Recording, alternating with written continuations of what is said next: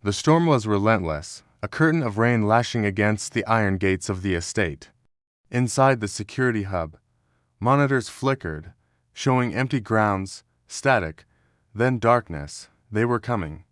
Silently, like ghosts in the night, a team of mercenaries breached the perimeter, their black gear swallowing the faint moonlight. Their movements were precise, disciplined, a tide of shadows flowing toward the main house. Inside, the silence was different. It was the heavy, comfortable silence of immense wealth. Maria, a woman whose age was hard to guess, moved with quiet efficiency, polishing a mahogany table in a long, art-filled hallway. Her hands were steady, her expression serene. But her eyes missed nothing, a flicker of movement on a reflective vase. A scuff mark on the pristine rug where none should be. The subtle, unnatural angle of a security camera, its red light extinguished. A cold knot tightened in her stomach. This wasn't just a storm outside. Another kind of storm was about to break within these walls. She glanced up the grand staircase toward Mr. Harrington's master suite. He was up there, alone, vulnerable, her breath caught, but her body was already moving. Slipping off her sensible shoes, she became a shadow herself, her bare feet making no sound on the cold marble floor. She was a ghost in her own home. Then, the night shattered, muffled gunfire from the west wing, a choked cry over an open comm line. The sound of heavy bodies falling. They were professionals, cutting through the security team like it was nothing. Maria didn't flinch. She didn't run. She didn't scream. Instead, she moved with a newfound purpose, her steps measured and swift. She locked the heavy oak door to the servants' quarters, not to hide, but to buy time. Her hand ran along a section of ornate wall paneling. A faint click, and a hidden compartment swung open, revealing not cleaning supplies, but a curated collection of deadly tools. A length of garrote wire, a combat knife with a non-reflective blade. Several flashbangs repurposed from high-end camera flashes. As her fingers closed around the familiar weight of the knife, her posture shifted. The gentle slope of her shoulders straightened into a rigid line. Her calm, unassuming gaze sharpened into a predator's focus. Flashes of another life ignited behind her eyes. The searing heat of a desert sun, the sting of sweat and blood, the rhythmic thud of boot camp drills, a face in the mud, screaming orders. The cold, precise geometry of a rifle scope, the weight of a parachute pack. The absolute discipline forged in fire and pain.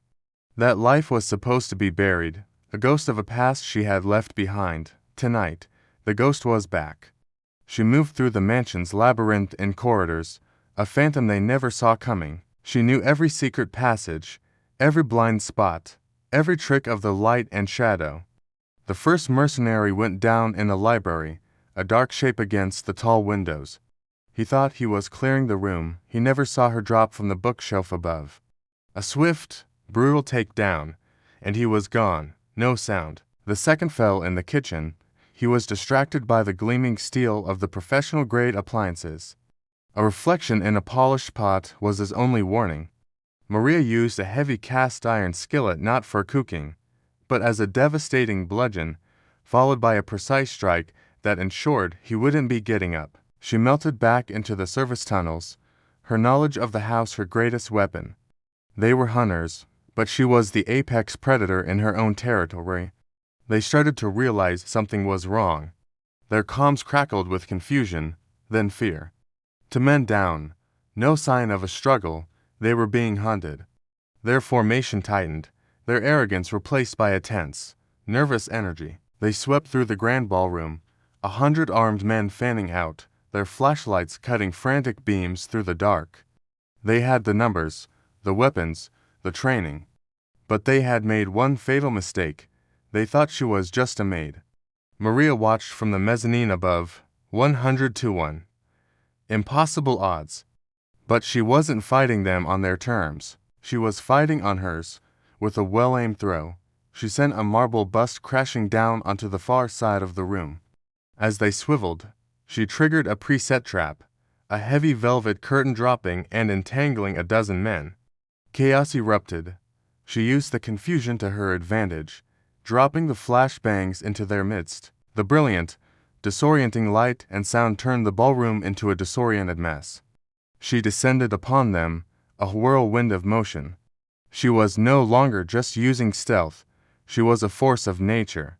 Every move was economical, every strike lethal. She turned their numbers against them, using them as human shields, creating bottlenecks in doorways, making their superior firepower a utility in the close quarters.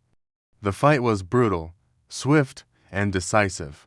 As the last mercenary fell, the mansion fell silent once more, the only sounds the pouring rain and her own ragged breaths. The distant wail of sirens grew louder.